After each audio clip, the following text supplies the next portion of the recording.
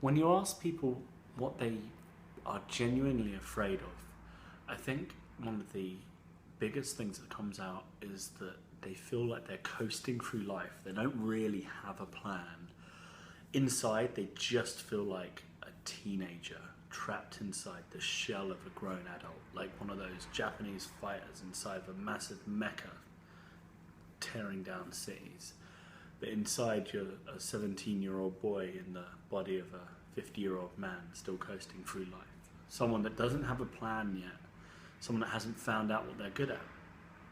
And it's terrifying because you go through life and you go to school, and the school teacher, they tell you what you need to do, and when you ask them a question, a lot of the time they know the answer for it. And you feel that you're the only person in the world that isn't an adult, and you're the only person that's playing it. You might pay your bills on time, you might do your dishes, but at the root of it, you're still just a child. Everyone feels like that. I sat down and talked to my grandmother and I said, how old do you feel really inside? And she's like, I didn't change once. I got to about 16. I did the ironing more, but I'm still the same person. My parents definitely haven't grown up. They probably shouldn't, there probably shouldn't be a case study in, case study is my parents, because they definitely never grew up. But you don't need to have a plan. And the way that you feel now is the way that you're going to feel, and that's okay. What you need to do is learn to embrace that very childlike feeling that you have, and learn to make that the source of your happiness. Because when you're a kid, you're actually really, really happy. So that's how I try and break things down. Realize that actually I'm quite a simple creature. I like very simplistic things, and that's okay. There isn't this massive thing you have to go out and do. There is no great secret to life.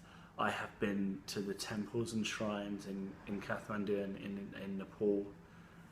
I've been to the deserts at the Mojave wastelands, and I've stood in the Vatican City, and I'm still the same inside. That's the big secret, is that whatever kind of God there is maybe in the world really lies inside of you and nowhere else.